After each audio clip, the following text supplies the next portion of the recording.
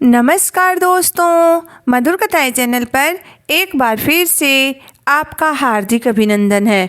तो आज की मेरी कहानी का शीर्षक है दबंग सास। तो चलिए शुरू करते हैं आज की अपनी ये कहानी। दिन चढ़ आया था। घर के सभी सदस्य अपना अपना नाश्ता पानी करके अपने अपने काम के लिए रवाना हो गए थे। उषा जी अपने खाट पर पड़ी पड़ी नाश्ते का इंतज़ार कर रही थीं। जब से उनकी तबीयत खराब हुई थी तब से वह दूसरों पर मोहताज हो गई थी। वह अपना काम भी खुद नहीं कर पाती थी, यहाँ तक कि ज़्यादा बोल भी नहीं पाती थी। इसलिए इंतज़ार करने के अलावा वह और कुछ नहीं कर सकती थी। वो मन ही मन सोच रही थी कि मीरा कब आएगी और उन्हें रोटी नसीब होगी। मीरा इस घर में काम करने वाली थी। वही उषा जी को नहला धुलाकर खाना खिलाकर जाती थी, वरना उनकी बहू रेनू तो उनके कमरे में झांकती भी नहीं थी। तभी अचानक दरवाजे की घंटी बजी। उषा जी को लगा कि उनकी काम वाली बाई मीरा आ गई, लेकिन तभी उनके कमरे में उनकी बेटी अनीता आई। अनीता अपनी माँ को देखते ही बोली, अरे माँ, कैसी हो तुम? और यह क्या हाल बना रखी है आपने अपना? अभी मीरा नहीं आई है क्या? उषा जी ने इशारे से उसकी बात पर सहमति जताई और उसे अपने पास बुलाया। तब इधर उधर देखते हुए अनीता अपनी माँ के पास गई और बोली, क्या है माँ, आपको कुछ चाहिए? उषा जी ने इशारे से उससे कुछ खाने के लिए मांगा। माँ के इशारे को समझकर अनीता को बहुत गुस्सा आया। वह सोचने लगी कि घर में भाभी के मौजूद होने के बाद भी माँ अभी तक भूखी है, जबकि बीमारी में उन्हें दवा और खाना सही टाइम पर मिलना चाहिए, तभी तो वह जल्दी ठीक होंगी। अनीता वहीं उषा जी के पास बैठे बैठे अपनी भाभी को जोर से आवाज़ लगाई, भाभी, ओ भाभी, जरा इधर तो आना। अनीता की आवाज़ सुनकर उसकी भाभी रेनू कमरे में आई और बड़े ही शांति से बोली, क्या हुआ ननद जी, ऐसे क्यों चिल्ला रही हैं आप? उसे इतना शांति से बात करते हुए देखकर अनीता और चिढ़ गई और तथा बोली, यह क्या भाभी, अभी तक माँ ना नहाई है, न ही उन्हें अभी तक खाना दिया गया है।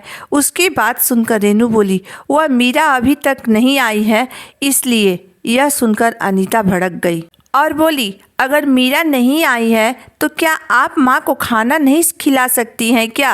आखिर आपकी भी तो सास हैं ये, और सास भी माँ के समान ही होती है।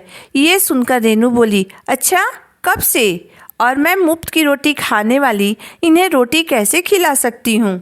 रेनू ने मुस्कुराहट के साथ अनीता से कहा तो अनीता झेप गई, पर रेनू ने बिना मतलब का बहस करना ठीक नहीं समझा और सिर्फ इतना ही कहा, आपकी माँ है तो आप मुझ पे चिल्लाने की जगह खुद कर दीजिए इनका काम।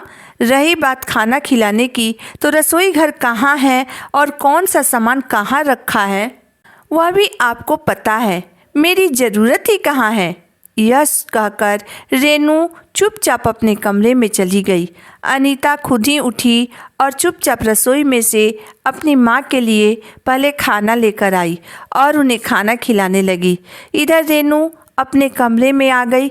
कमरे में आने के बाद वह अपने अतीत के यादों में खो गई। उसे याद आया वह दिन जब वह सूरज की पत्नी बनकर इस घर में आई थी। घर में उसकी सास उषा जी, देवर पवन और ननद अनीता थी। उषा जी का स्वभाव बिल्कुल दबंग था। उनके आगे घर में किसी की नहीं चलती थी। उन्हें रेनू सिर्फ काम करती अच्छी लगती थी। उसका आराम करना उन्हें बिल्कुल पसंद नहीं था और उनका साथ देती थी उनकी बेटी अनीता। उसे बड़ा मज़ा आता था अपनी माँ से अपनी भाभी को डांट खिलवाने में, बात बात पर ताने सुनवाने में। अगर रेनू कभी गलती से कह देती कि वह थक गई है तो उसे सुनने को मिल जाता कि तुम्हें घर में मुफ्त की रोटी तोड़ने के लिए थोड़ी लाए हैं, चुपचाप से काम करो, थकने का बहाना मत करो। शादी के 1 साल बाद वह एक प्यारी सी बेटी की माँ भी बन गई, पर फिर भी उसकी सास और ननद के स्वभाव में कोई फर्क नहीं पड़ा। अभी भी वह लोग रेनू से घर का पूरा काम करवाते, चाहे उसकी बच्ची भूख से रो ही क्यों न रही हो, पर उन्हें पहले काम चाहिए होता। लेकिन रेनू की ज़िंदगी उस समय पूरी तरह से बदल गई। जब उसके देवर पवन की शादी पक्की हुई, घर में शादी की तैयारी चल रही थी, तो जाहिर सी बात है कि घर में काम भी बहुत ज़्यादा बढ़ चुका था। उस दिन उसकी बेटी की तबीयत बहुत खराब थी। पिछले कुछ दिनों से उसे बुखार आ जा रहा था। उसने बुखार की दवाई भी दी, लेकिन जब तक दवाई का असर रहता तब तक वह ठीक रहती, और जैसे ही दवाई का असर ख़त्म होता कि फिर से उसकी बेटी की तबीयत वापस ख़राब हो जाती। 2-3 दिन से रेनू अपने पति सूरज से डॉक्टर को दिखाने के लिए कह रही थी, पर काम की अधिकता के चलते उसका पति सूरज डॉक्टर के पास नहीं जा पा रहा था। और उषा जी रेनू को अकेले कहीं जाने नहीं दे रही थीं। उनका सिर्फ एक ही बात था, अरे बच्चों की तो थोड़ी बहुत तो तबीयत खराब होती ही रहती है, अब हर छोटी छोटी बात के लिए डॉक्टर के पास थोड़ी न जाएंगे, जा चुपचाप अपना काम कर। पर उस दिन उसकी बेटी काफ़ी रोए जा रही थी, यहाँ तक कि वह दूध भी नहीं पी रही थी। लेकिन उषा जी का मन नहीं पसीज रहा था। रेनू अपनी बेटी को गोद में लेकर दूध पिलाने की बहुत कोशिश कर रही थी। यह देखकर उसकी सास उषा जी ने उसे डांट दिया, अरे शादी का घर है, इतने सारे काम है और तुम बार बार अपनी बच्ची को लेकर बैठ जा रही हो। जाओ जाकर फटाफट सबके लिए खाना बनाओ, हमें बहुत भूख लगी है। अभी दूसरे काम भी निपटाना है। थोड़ी देर बच्चों को रो भी लेने दिया करो ताकि उसके हाथ पैर चले। आखिर रेनू को अपनी बेटी को छोड़कर रसोई में जाना ही पड़ा। बीच में 1-2 बार वह कमरे में आने की कोशिश भी की, पर उसकी ननद अनीता अपनी माँ को भड़का देती और उसे डांट पड़ जाती। 2 घंटे बाद रेनू रसोई का काम निपटाकर फटाफट कमरे में गई तो देखा कि उसकी नन्ही सी बेटी रो रो कर थक कर खुद ही सो गई थी। मुंह में अंगूठे को लिए हुए वह जैसे तैसे हालत में सोई हुई थी। अपनी 5 महीने की बेटी को देखकर रेनू की आंखों में आंसू आ गए। उसकी आंखों का फैला हुआ काजल बता रहा था कि वह कितना रोई होगी, लेकिन घर में आखिर उसकी आवाज़ सुनने वाला कौन था। तभी बाहर से उषा जी की आवाज़ आई, बहू, अरे ओ बहू, कहाँ चली गई? जरा जल्दी से सबके लिए चाय तो बना कर ले आ। उनकी आवाज़ सुनकर रेनू सोचने लगी कि अभी अभी तो इन लोगों ने खाना खाया है और अब फिर से चाय भी चाहिए। रेनू का मन इस बार अपनी बेटी को छोड़कर जाने के लिए तैयार नहीं हुआ। आखिर अपनी बेटी को इस हालत में ऐसे कैसे छोड़ सकती थी वह। उसने सोचा कि मैं अभी इसे दूध पिला कर ही जाऊंगी, आज चाहे माँ जी 10 बातें ही क्यों न सुनाए। वह अपनी बेटी के पास जाने लगी, तभी वहाँ अनीता कमरे में आ गई और बोली, भाभी आपको सुनाई नहीं दे रहा है क्या?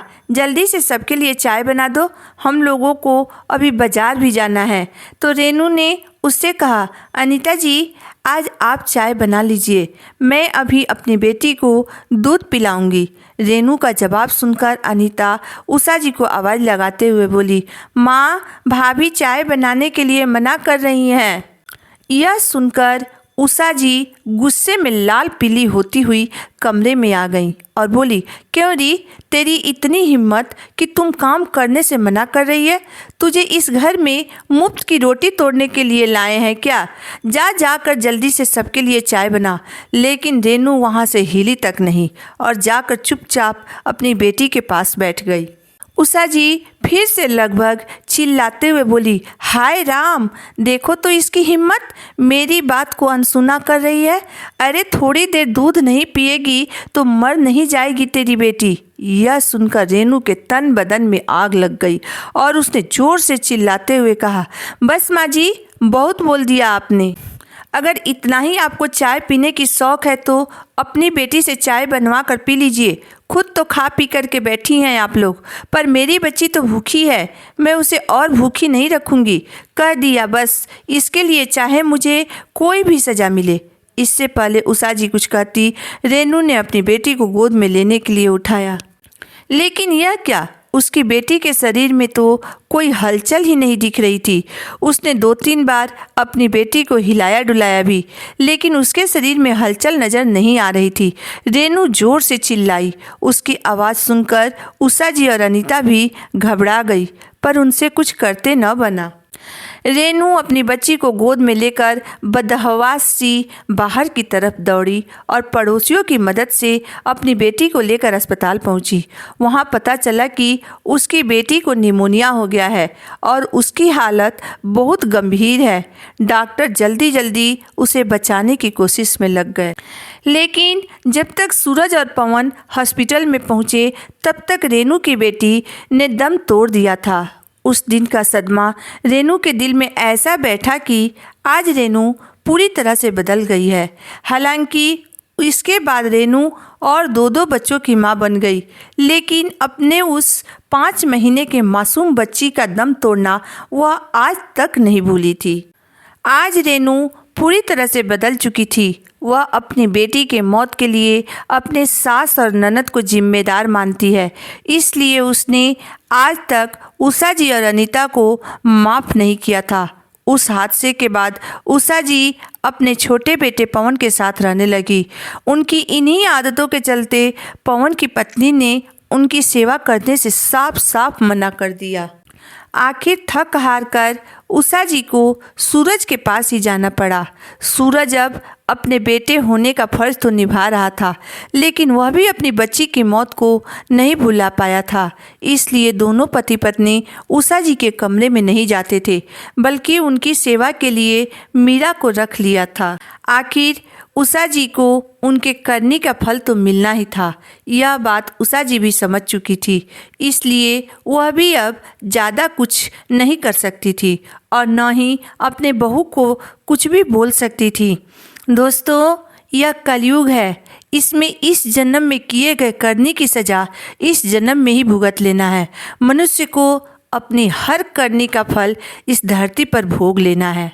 इसीलिए तो किसी ने ठीक ही कहा है, जैसी करनी वैसी भरनी।